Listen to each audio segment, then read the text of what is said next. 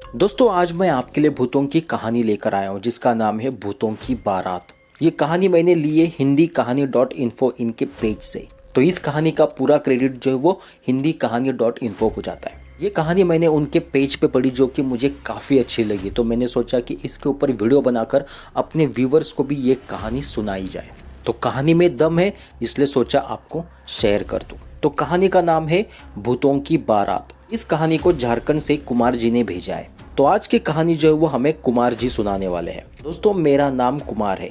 मैं झारखंड में एक आदिवासी इलाके का सुंदर गांव में रहने वाला लड़का हूँ। ये जो घटना का मैं जिक्र करने जा रहा हूँ वो साल 2009 का है। उस समय मेरे गांव तक बिजली नहीं पहुँचती थी। 2016 में जाकर हमें बिजली देखने मिली। उससे पहले मेरे गाँव में रात को घनघोर अंधेरा छा जाता था। शाम को अंधेरा होते ही बहुत कम लोग बाहर देखने को मिलते थे। मेरा गांव थोड़ा नक्सली इलाके में भी आता है, इसलिए भी लोग शाम होते ही घर में घुस जाते थे। घटना बरसात के दिनों की है। एक दिन मैं अपने साइकिल से कुछ सामान खरीदने एक छोटा सा मार्केट गया था जो कि लगभग 9 से 10 किलोमीटर दूर है मेरे घर से। सामान खरीदते खरीदते पता ही नहीं चला कि कब अंधेरा हो गया। अंधेरा होते ही बारिश भी शुरू हो गया।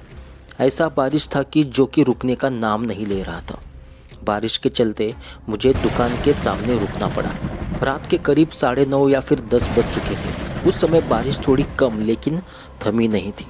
जब तक पूरी बारिश ना रुके मैं जा भी नहीं सकता था, इसलिए मजबूरी में मुझे रुकना पड़ रहा था। लगभग 10 बजे मार्केट पूरा सुनसान हो रहा था। मैं अकेला वहाँ अपने साइकिल और सामान के साथ था। फिर रात को करीब 10:30 बजे पूरी बारिश पूरी तरह रुक गई। मैं खुश हो गया कि भगवान का शुक्र अदा करते हुए मैंने अपने साइकिल पर पैडल मारा और चलने लग गया। बारिश रुकते ही मैं घर जाने लगा था, लेकिन कीचड़ और पत्थरों के कारण ज़्यादा स्पीड नहीं जा पा रही थी।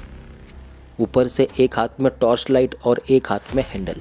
कुछ देर जाते ही मेरा नसीब ने मेरा साथ छोड़ दिया। लगभग 1-2 किलोमीटर के बाद मेरी साइकिल का टायर फट गया। मेरे पास कोई और चारा नहीं था सिवाय साइकिल और सामान को ठेल कर जाने के अलावा। बरसात के दिनों में रात में करीब 11:30 हो गए थे, जो कि काफ़ी डरावना होता है। मुझे भी बहुत डर लग रहा था और मुझे भी अभी 5 से 6 किलोमीटर पैदल घर जाना था।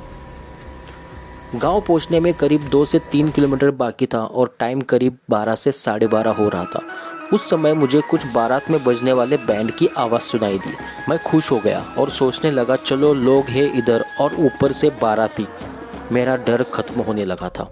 जैसे जैसे मैं करीब जा रहा था मुझे आवाज़ और ज़ोर से सुनाई दे रही थी। मैं खुशी से जा रहा था, लेकिन ये जो खुशी थी वो डर में बदलने वाली थी। मुझे ज़रा सा भी अंदाज़ा नहीं था। जैसे ही मैंने करीब पहुंचा, जो मैंने देखा उसे देखकर मेरे पैरों तले ज़मीन खिसक गई। मैंने देखा कि जो बाराती थे उनके सर न थे और पैर सीधे नहीं थे। बिना सर और उल्टे पैर उन्हें देखकर मैं बहुत डर गया था। मैं इतना डर गया कि मैंने साइकिल और सामान छोड़कर ज़ोर से अपने गांव की तरफ भागने लगा।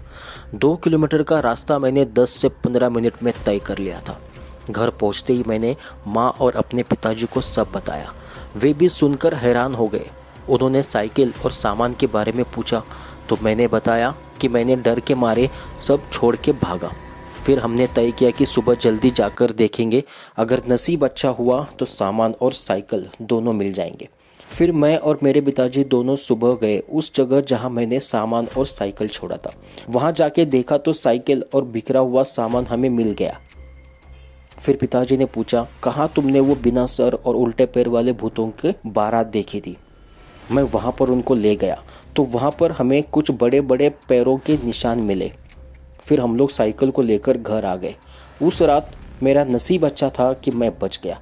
उस भयानक रात को मैं कभी नहीं भूलूंगा। लेकिन ये कहानी सिर्फ यहीं पे ख़त्म नहीं हुई। एक रात जब मैं अपने घर के अंदर सो रहा था तो मुझे रात में ठीक 12 से 12:30 के बीच में दोबारा से मुझे उसी बारात के बैंड की आवाज़ सुनाई दे रही थी।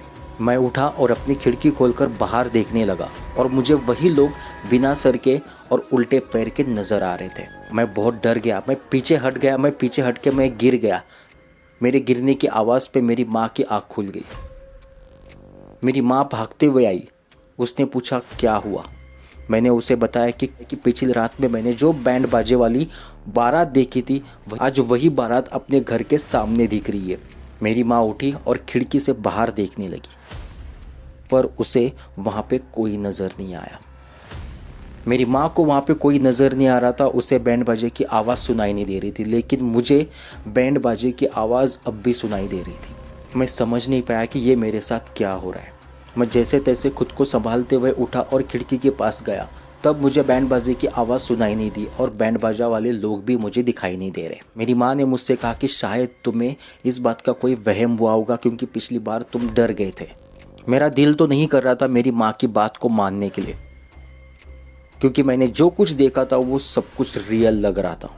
अब ऐसे में मेरी माँ वापस से जाकर सो गई और मैं वापस से अपने ही बिस्तर पे चला गया। अब मैं पूरी रात यहाँ पे सो नहीं पाया, क्योंकि मुझे ऐसे डर लग रहा था कि अगर मैं सो जाऊँगा तो शायद दोबारा उठ नहीं पाऊँगा।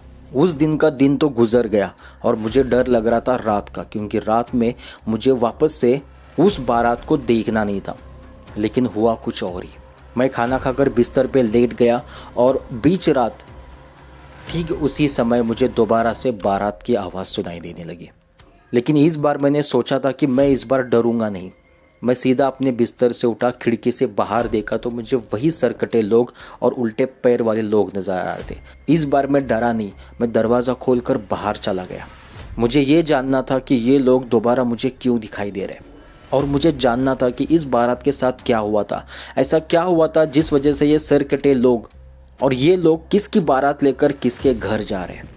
और मैं बारात के पीछे जाकर खड़ा हो गया।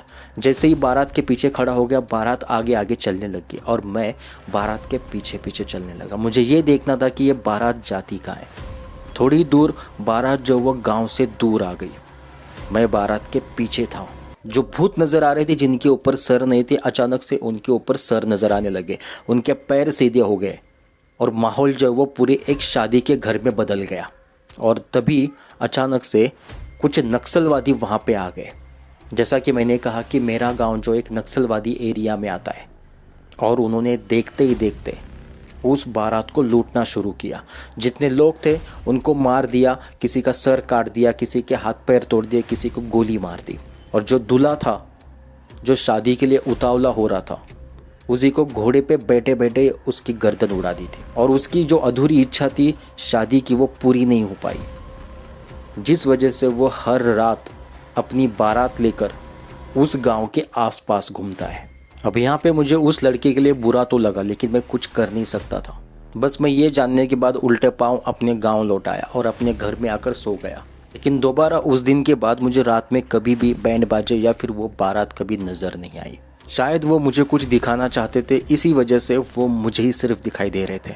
पर मेरे साथ जो कुछ हुआ, जो कुछ मैंने देखा, वो मैं आज तक नहीं भूल पाया कि किस तरीके से एक हंसता खिलता घर पूरी तरह से उजड़ गया। अगर आपको ये मेरी कहानी अच्छी लगे तो प्लीज़ लाइक कीजिए, सब्सक्राइब कीजिए।